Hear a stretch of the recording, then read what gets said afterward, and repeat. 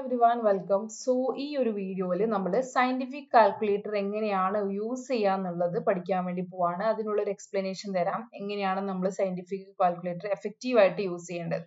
Scientific calculator നമുക്കൊക്കെ അറിയാവുന്നതാണ്, പക്ഷെ ഇത് നന്നായിട്ട് പ്രാക്ടീസ് ചെയ്യണം. സ്റ്റാർട്ടിങ് നമ്മുടെ ഒരു ബേസിക്സ് തൊട്ടിട്ട്, അതായത് നമ്മൾ ഓരോ ചാപ്റ്റർ പഠിക്കുമ്പോൾ അതിനുള്ള ക്വസ്റ്റ്യൻസ്, ഫിസിക്കൽ ആണെങ്കിൽ അതിലുള്ള ക്വസ്റ്റ്യൻസ് ഉണ്ടാവും. അതൊക്കെ സോൾവ് ചെയ്യുമ്പോൾ മുതൽ അസൈൻമെന്റ്സ് സോൾവ് ചെയ്യുമ്പോൾ, പ്രീവിയസ് ഇയർ ക്വസ്റ്റ്യൻസ് സോൾവ് ചെയ്യുമ്പോൾ, ടെസ്റ്റ് സീരീസ് ഏതിലായിക്കോട്ടെ നിങ്ങൾ സയന്റിഫിക് കാൽക്കുലേറ്റർ വെച്ചിട്ട് ആയിരിക്കണം നിങ്ങളുടെ പ്രോബ്ലംസ് ഒക്കെ ചെയ്യേണ്ടത്. കാരണം എക്സാമിന് നമ്മൾ പോയിട്ട് ഫസ്റ്റ് തന്നെ ഇങ്ങനെ ഒരു നമ്മൾ CBT എക്സാം എഴുതുന്ന കമ്പ്യൂട്ടർ ബേസ്ഡ് ടെസ്റ്റ് ആണ് വരാം. അപ്പൊ അതിൽ നമുക്ക് സയന്റിഫിക് കാൽക്കുലേറ്റർ അവർ പ്രൊവൈഡ് ചെയ്യും. അപ്പൊ അതിലുള്ള ആ ബെനിഫിറ്റ്സ് നമ്മൾ കൃത്യമായിട്ട് യൂട്ടിലൈസ് ചെയ്യണം. നമുക്ക് സമയം ലാഭിക്കാൻ അത് ഭയങ്കരമായിട്ട് ഹെൽപ്പ് ചെയ്യും. അപ്പൊ അതിനുള്ള ഒരു പ്രാക്ടീസ് സെഷൻ ഇല്ലെങ്കിൽ നമുക്ക് ആ ഒരു ഫസ്റ്റ് ടൈം ഇത് കാണുമ്പോൾ ചെയ്യാൻ പറ്റില്ല. എങ്ങനെയാണ് ഇതിന്റെ വർക്കിംഗ് എന്നൊന്നും മനസ്സിലാവില്ല. അപ്പൊ നമ്മൾ ഓൾറെഡി നമ്മൾ ചെയ്ത് തുടങ്ങുമ്പോൾ നമുക്ക് ഡിഫിക്കൽട്ട് എന്നേരെ മനസ്സിലാവുള്ളൂ. സ്റ്റാർട്ടിങ് നമ്മൾ ചെയ്ത് തുടങ്ങുമ്പോഴേ ഡിഫിക്കൽട്ട് മനസ്സിലാവുള്ളൂ. ആദ്യം നമ്പർ അടിക്കണോ എന്നിട്ടാണോ ഫംഗ്ഷൻ, അല്ലെങ്കിൽ മൾട്ടിപ്ലൈ ചെയ്യുമ്പോൾ ഇങ്ങനെ ചെയ്യണോ, എന്ത് ചെയ്യണം എന്നുള്ളത് നമുക്ക് കൺഫ്യൂഷൻ ആയിപ്പോ. അപ്പൊ ചെയ്ത് പഠിച്ചു കഴിഞ്ഞാല് പ്രാക്ടീസ് ഉണ്ടെങ്കിലാണ് ഇത് നമുക്ക് കറക്റ്റ് ആയിട്ട് യൂസ് ചെയ്യാൻ പറ്റുള്ളൂ. ഇതിന്റെ ഒരു ബെനിഫിറ്റ്സ് നമുക്ക് കിട്ടുള്ളൂ.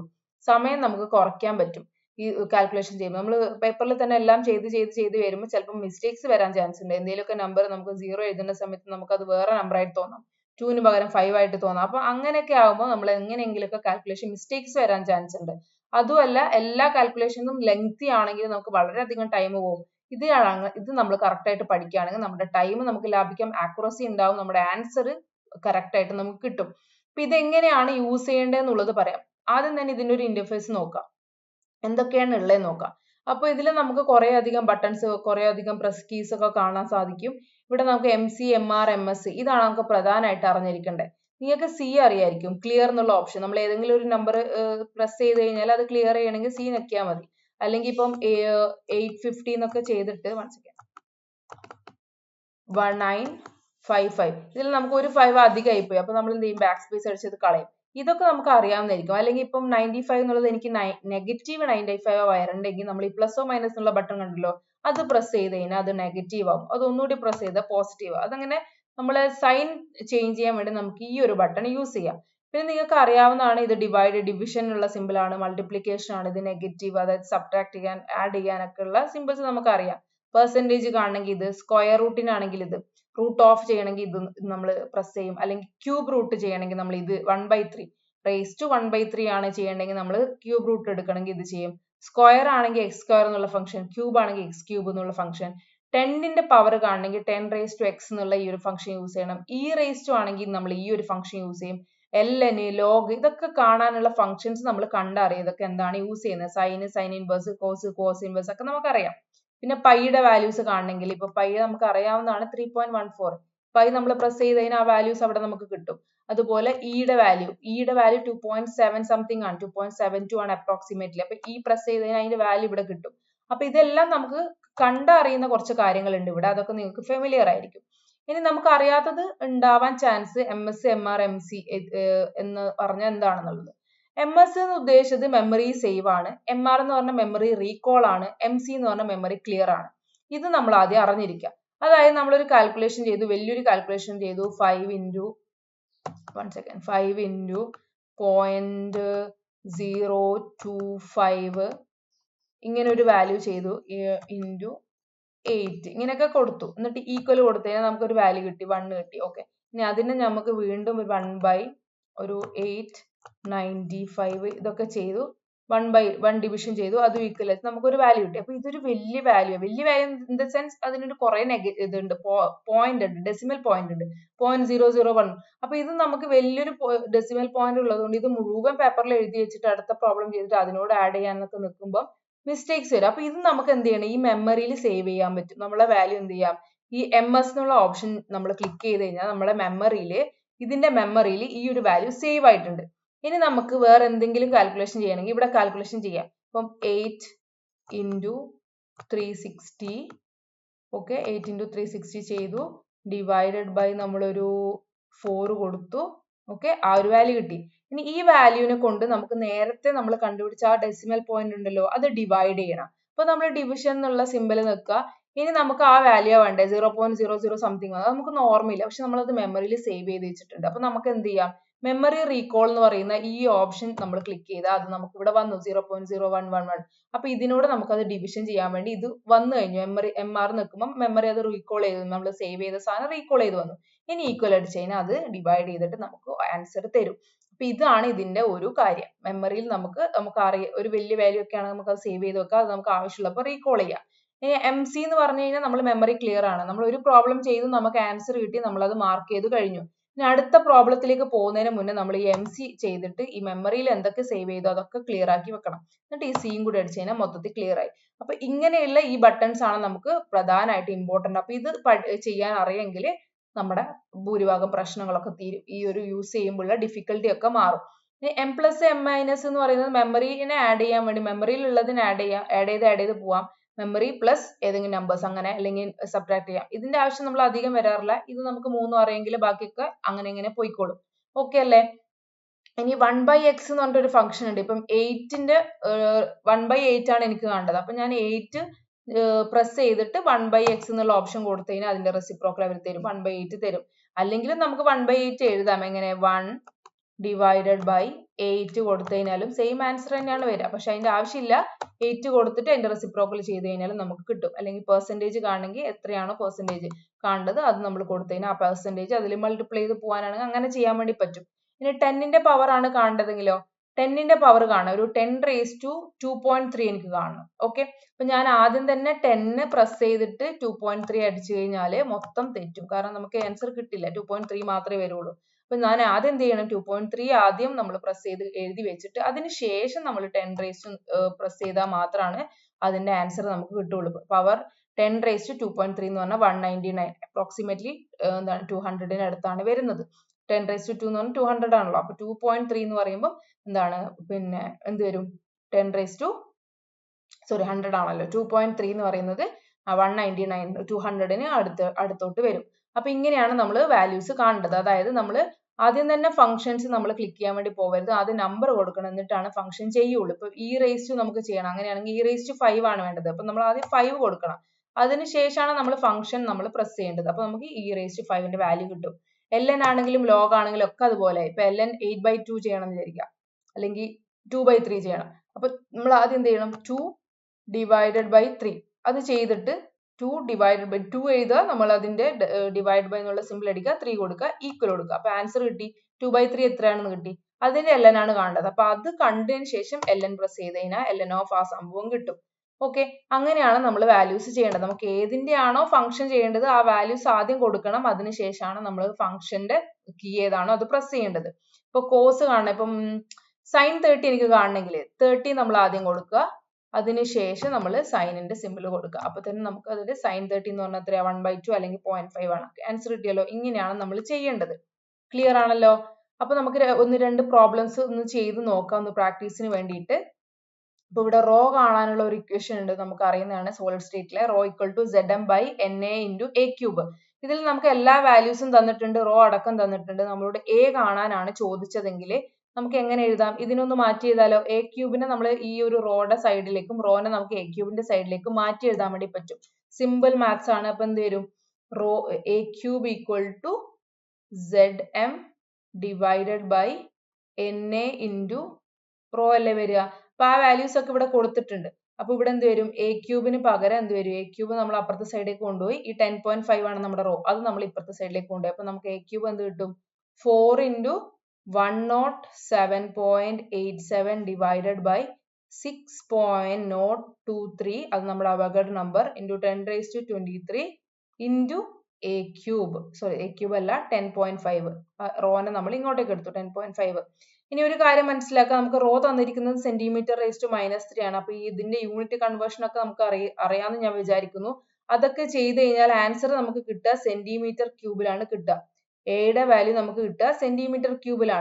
ഇപ്പൊ സോറി a³ന്റെ cm³ a കാണണമെങ്കിൽ നമ്മൾ എന്ത് ചെയ്യണം, ഈ സംഭവത്തിന്റെ 1/3 എടുക്കണം, ക്യൂബ് റൂട്ട് എടുത്തു കഴിഞ്ഞാൽ അതാണ് നമുക്ക് കിട്ടുക. അപ്പൊ അത് കിട്ടുന്നത് നമുക്ക് സെന്റിമീറ്ററിലാണ്, ആൻസർ പൈക്കോമീറ്ററിലാണ് തന്നത്. അപ്പൊ അവിടെ ഒരു യൂണിറ്റ് കൺവേർഷൻ ഉണ്ട്, അത് അറിയാമെന്ന് വിചാരിക്കുന്നു. അറിയില്ലെങ്കിൽ നമുക്ക് അതിന്റെ ഒരു വീഡിയോ കൂടി ചെയ്തു വെക്കാം, യൂണിറ്റ് കൺവേർഷൻ എളുപ്പമാക്കാൻ വേണ്ടിയിട്ട്. അപ്പം a കാണണമെങ്കിൽ നമ്മൾ എന്ത് ചെയ്യണം? ആദ്യം a ക്യൂബ് കാണണം. അപ്പൊ a ക്യൂബ് ആദ്യം കാണാം. അതിനുശേഷം അതിന്റെ സ്ക്വയർ ക്യൂബ് റൂട്ട് എടുക്കാം. അപ്പം ഇവിടെ ഒരു ഡിവിഷൻ ആണുള്ളത്. 4 into 107.87 ഡിവൈഡ് ബൈ ഒരു വാല്യൂ. അപ്പൊ ഞാൻ ആദ്യം എപ്പോഴും പ്രിഫർ ചെയ്യുന്നത് ഡിനോമിനേറ്റർ ചെയ്തിട്ട് ആ വാല്യൂ ഉണ്ടല്ലോ അത് നമ്മൾ മെമ്മറിയിൽ സേവ് ചെയ്ത് വെക്കും. അതിനുശേഷം ഞാൻ ന്യൂമറേറ്റർ ചെയ്യും. എന്നിട്ട് ഡിവൈഡിന്റെ സിമ്പിൾ എടുത്തിട്ട് മെമ്മറിയിൽ ഉള്ളതിനെ റീകോൾ ചെയ്യാനാണ് നോക്കുക. അപ്പൊ ആദ്യം ഞാൻ എന്ത് ചെയ്യാൻ പോവാ? ഡിനോമിനേറ്റർ ചെയ്യാണ്. 6.023 into 10.5 into 10⁻23 ഉണ്ട്. അപ്പൊ അവോഗാഡ്രോ നമ്പർ into 10.5 ആദ്യം ചെയ്യാൻ വേണ്ടി പോവാണ്. അപ്പൊ അവോഗാഡ്രോ നമ്പർ 10⁻23 ഉണ്ടല്ലോ. അപ്പൊ 23 ഞാൻ ആദ്യം പ്രസ് ചെയ്യാം. എന്നിട്ട് അതിന്റെ പവർ കൊടുക്കുക. 10ന്റെ പവർ. അപ്പം അത് 10⁻23 വന്നു. ഇൻറ്റു അവോഗാഡ്രോ നമ്പറിന്റെ ആ വാല്യൂ എത്രയാ? 6.023 into 10.5 അതായിരുന്നു നമ്മുടെ റോ 10.5. ഇപ്പൊ ഡിനോമിനേറ്ററിന്റെ വാല്യൂ കിട്ടി. ഈക്വൽ അടിച്ച് കഴിഞ്ഞാൽ ആ വാല്യൂ കിട്ടി. ഈ വാല്യൂ ഞാൻ എന്ത് ചെയ്യാൻ പോവാ? മെമ്മറിയിൽ സേവ് ചെയ്ത് വെച്ചു. മെമ്മറിയിൽ അത് സേവ് ആയി. ഇനി ഞാൻ എന്ത് ചെയ്യാ? അടുത്ത അത് സേവ് ചെയ്ത് പോയി. ഇനി അതിനെ കുറിച്ച് നമ്മൾ ആലോചിക്കുക വേണ്ട. അത് സേവ് ചെയ്ത് പോയി. ഇനി നമുക്ക് വേറെ വാല്യൂസ് ചെയ്യാം. ഇനി നമ്മൾ ന്യൂമറേറ്ററിൽ പോവാം. ന്യൂമറേറ്ററിൽ എന്താ? 107.87 4 ഓട് മൾട്ടിപ്ലൈ ചെയ്യണം. ഇനി അത് ചെയ്ത് നോക്കൂ. 107.87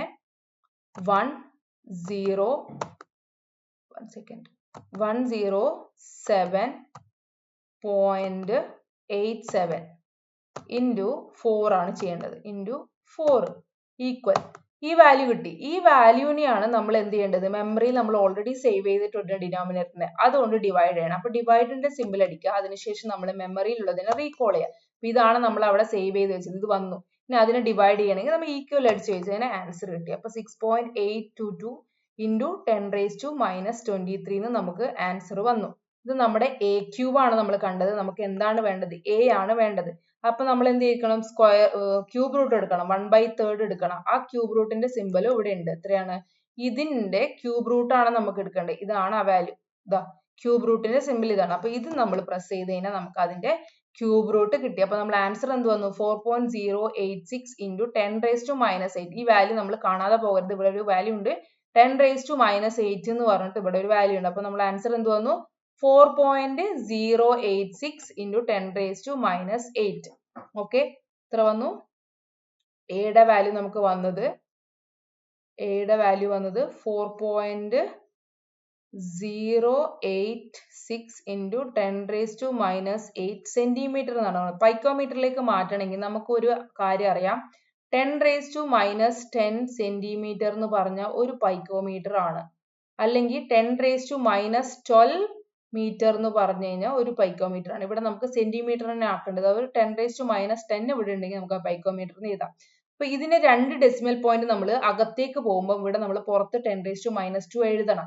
അതായത് 4.086 ഡിവൈഡഡ് ബൈ 100 ചെയ്ത് കഴിഞ്ഞാലാണ് നമുക്ക് എത്ര വരുന്നത്? 10⁻2 ഡിവൈഡ് ബൈ 100 ചെയ്ത് കഴിഞ്ഞാൽ നമുക്ക് എത്ര കിട്ടും? 4.08 പകരം 408. ഓക്കെ, ഇതിന് 2 ഡെസിമൽ പോയിന്റ് അകത്തേക്ക് ഞാൻ എടുത്തത് കൊണ്ട് 10⁻8 എന്നുള്ളത് -10 ആവും. അപ്പൊ ഇതിനെ നമുക്ക് മാറ്റിയിട്ട് എങ്ങനെ എഴുതാം? 408.6 പൈക്കോമീറ്റർ എന്ന് എഴുതാം. അപ്പൊ കാൽക്കുലേഷൻ ക്ലിയർ ആയല്ലോ. കൺവേർഷൻ ഒക്കെ നമുക്ക് ഓൾറെഡി അറിയാമെന്ന് ഞാൻ വിചാരിക്കുന്നു. കൺവേർഷൻ നമ്മൾ എന്തായാലും പഠിച്ചിരിക്കണം. ഫിസിക്കൽ പഠിക്കുന്ന സമയത്ത് unit conversion is very important. അപ്പൊ ഇവിടെ a കാണണമെങ്കിൽ നമ്മൾ എന്ത് ചെയ്താൽ മതി? ഈ വാല്യൂ ചെയ്തിട്ട് അതിന്റെ ക്യൂബ് റൂട്ട് എടുത്തു കഴിഞ്ഞാൽ നമുക്ക് വാല്യൂ കിട്ടും. ക്ലിയർ ആയല്ലോ. ഇനി അടുത്ത ഒരു പ്രോബ്ലം കൂടി നമുക്ക് ചെയ്ത് നോക്കാം. ഇനി ഇത് വരുന്നത് നമ്മൾ ഒരു ലാംഡ കാണാനുള്ള ഒരു ഇക്വേഷൻ ആണ്. ഇവിടുത്തെ വാല്യൂസ് മാത്രം നമ്മൾ നോക്കിയാൽ മതി. തിയറി ഒന്നും നമ്മൾ നോക്കുന്നില്ല. നമ്മളെ വാല്യൂസ് നോക്കിയാൽ അറിയാം. 2 into 361 into sin 22 divided by root of 2 square plus 2 square. അപ്പൊ എല്ലാ വാല്യൂസും കാൽക്കുലേറ്ററിൽ തന്നെ ഇടണമെന്ന് ഞാൻ പറയില്ല. 2 സ്ക്വയർ നിങ്ങൾക്ക് അറിയാവുന്ന വാല്യൂ 4, 2 സ്ക്വയറും അറിയാവുന്ന വാല്യൂ. അപ്പൊ 2 സ്ക്വയർ പ്ലസ് 2 സ്ക്വയർ എന്ന് പറഞ്ഞാൽ 4 plus 4 എത്ര? 8. അത് നമുക്ക് അവിടെ നിന്ന് തന്നെ കിട്ടും. അതായത് കാൽക്കുലേറ്റർ ഇടണമെന്നില്ല. ചെറിയ വാല്യൂസ് ഒക്കെ അറിയാവുന്ന പെട്ടെന്ന് മൈൻഡിൽ കാൽക്കുലേറ്റ് ചെയ്യാൻ പറ്റുന്നത് അങ്ങനെ ചെയ്തു പോകണം. 4 plus 4 8. 8ന്റെ റൂട്ട് എടുക്കണം. അപ്പൊ ആദ്യം നമ്മൾ ഡിനോമിനേറ്റർ ആണ് ചെയ്യാൻ പോകുന്നത്. അപ്പൊ നമ്മൾ എന്ത് ചെയ്യണം? റൂട്ട് ഓഫ് 8 എടുക്കണം. ഓക്കെ, അപ്പൊ നമ്മൾ ആദ്യം ഇനി അടുത്ത പ്രോബ്ലത്തിലേക്ക് പോകുമ്പോൾ നമ്മൾ എന്ത് ചെയ്തു? മെമ്മറി ക്ലിയർ ചെയ്തു, എല്ലാം ക്ലിയർ ചെയ്തു. അതിനുശേഷം നമ്മൾ റൂട്ട് 8 എടുക്കണം. അപ്പൊ ആദ്യം നമ്മൾ 8 പ്രസ് ചെയ്യണം. അതിനുശേഷമാണ് നമ്മൾ റൂട്ട് എന്നുള്ള സിമ്പിൾ കൊടുക്കുന്നത്. അപ്പൊ റൂട്ട് 8 കിട്ടിയല്ലോ. അത് ഞാൻ മെമ്മറിയിൽ അങ്ങ് സേവ് ചെയ്ത് വെച്ചു. ഇനി നമ്മൾ ന്യൂമറേറ്ററിലേക്ക് പോവാണ്. ന്യൂമറേറ്ററിൽ ആരൊക്കെയുണ്ട്? sin 22 ഉണ്ട്, 361 ഉണ്ട്, 2 ഉണ്ട്. അപ്പൊ ആദ്യം ഞാൻ sin 22 ചെയ്യാണ്. sin 22 ചെയ്യുമ്പോൾ 22 ആദ്യം പ്രസ് ചെയ്യുക, അതിനുശേഷം സൈൻ കൊടുക്കുക. അപ്പൊ ആൻസർ കിട്ടി. അത് ഇൻറ്റു പിന്നെ എന്തൊക്കെ ഉണ്ടായിരുന്നു അവിടെ? 361 ഇൻറ്റു 2 അല്ലെ? 361 ഇൻറ്റു 2 അതും ചെയ്തു, ഈക്വൽ അടിച്ചു. അപ്പൊ ഇത് ഡിവൈഡഡ് ബൈ നമ്മൾ ഡിനോമിനേറ്ററിൽ നമ്മൾ ചെയ്തു വെച്ച വാല്യൂ ഉണ്ട്. അപ്പൊ ഡിവൈഡഡിന്റെ സിമ്പിൾ കൊടുക്കുക, മെമ്മറിയിൽ നമ്മൾ സേവ് ചെയ്തത് റീകോൾ ചെയ്യുക, ഇതായിരുന്നു വാല്യൂ. നമുക്ക് ആൻസർ കിട്ടും 95.6 എന്ന് കിട്ടും. അപ്പൊ ആൻസർ എന്താ വന്നത്? 95.6 കറക്റ്റ് ആണ് വന്നത്. 95.6 തന്നെയാണ് നമുക്ക് കിട്ടിയത്. അപ്പൊ ഇങ്ങനെയാണ് നമ്മൾ കാൽക്കുലേറ്റർ യൂസ് ചെയ്തിട്ട് പ്രോബ്ലം സോൾവ് ചെയ്യേണ്ടത്. ഇനി അടുത്തൊരു ക്വസ്റ്റ്യനും കൂടി ചെയ്തിട്ട് നമുക്കൊന്ന് വൈൻഡ് അപ്പ് ചെയ്യാം.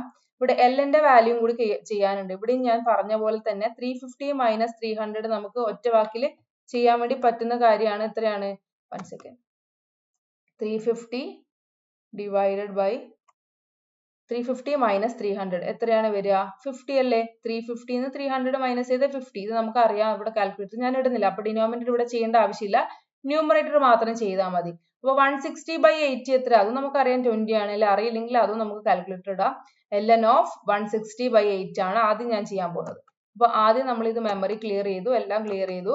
160/8 160/8 എന്ന് പറഞ്ഞാൽ തന്നെ 20 ആണ് വരിക. 20 വന്നു. അതിന്റെ ln എടുക്കണം. ln of 20 ചെയ്തല്ലോ. ln of 20 ചെയ്തു. ഇനി നമുക്ക് എന്താ? ഇൻറ്റു 350 300 നമ്മുടെ ഗ്യാസ് കോൺസ്റ്റന്റ് 8.314. 350 300 ഇതിനെ നമ്മൾ ഏതിനൊക്കെ മൾട്ടിപ്ലൈ ചെയ്യണം? Into 350 into 300 into gas constant 8.314 ചെയ്തു, ഈക്വൽ അടിക്കുക, വാല്യൂ കിട്ടി. ഇതിനെ നമ്മൾ ഏതോട് ഡിവൈഡ് ചെയ്യണം? നമ്മുടെ ഡിനോമിനേറ്ററിൽ 50 മാത്രമേ ഉള്ളൂ. ചെയ്തു, ആൻസർ കിട്ടി. ആൻസർ എത്ര കിട്ടുന്നത്? 52303 ആണ് കിട്ടുന്നത്. ഇത് ജൂളിലാണ് തന്നത്. ആൻസർ ജൂളിലാണ് കിട്ടുക. ഇവിടെ കിലോ ജൂളാണ് ആൻസർ ചോദിച്ചത്. അപ്പോൾ യൂണിറ്റ് കൺവേർഷൻ ഇവിടെയും വരുന്നുണ്ട്. 52303 ആണ് വരുന്നത്. 52303. ഓക്കെ, നമുക്ക് ആൻസർ വരുന്നത് അപ്രോക്സിമേറ്റ്ലി നമ്മൾക്ക് കിട്ടിയത് 52303.68 അങ്ങനെയൊക്കെ ഉണ്ട്. ജൂൾസിലാണ് ഇത് കിട്ടിയത്. ഈ കിലോ ജൂളിലേക്ക് മാറ്റിയെന്ന് മാത്രം. കിലോ ജൂളിലേക്ക് മാറ്റുമ്പോൾ നമ്മൾ എന്ത് ചെയ്യുന്നു? 10⁻³ മൾട്ടിപ്ലൈ ചെയ്യേണ്ടി വരും. അപ്പൊ നമുക്ക് എന്ത് വരും? 52.303 തന്നെ കിട്ടും. കിലോ ജൂളിലേക്ക് കിട്ടും. അപ്പൊ ഇതൊരു യൂണിറ്റ് കൺവേർഷൻ മാത്രമാണ്. അപ്പൊ കാൽക്കുലേറ്റർ യൂസ് ചെയ്യാൻ നിങ്ങൾക്ക് മനസ്സിലായല്ലോ. ഡിനോമിനേറ്ററിൽ കുറെ അധികം വാല്യൂസ് ഉണ്ടെങ്കിൽ ആദ്യം ഡിനോമിനേറ്റർ ചെയ്തിട്ട് അത് നമ്മൾ മെമ്മറിയിൽ സേവ് ചെയ്യണം.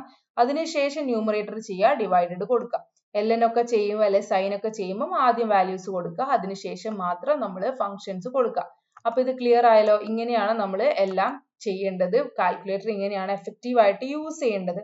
ഇപ്പോൾ ഓൾമോസ്റ്റ് ഐഡിയ കിട്ടിയിട്ടുണ്ടാവും. ഇതിലൊക്കെ ഏതൊക്കെ ഫങ്ഷൻസ് എന്തിനൊക്കെയാണ് യൂസ് ചെയ്യുന്നത്, എങ്ങനെയാണ് ഈ കാൽക്കുലേറ്റർ വർക്ക് ചെയ്യുന്നുള്ളത് ഒരു ഐഡിയ കിട്ടിയിട്ടുണ്ടാവും. എനിവേ എന്തെങ്കിലും ഡൗട്ട്സ് ഒക്കെ ഉണ്ടെങ്കിൽ you can use your comment section. So we'll see in another video. Thank you so much.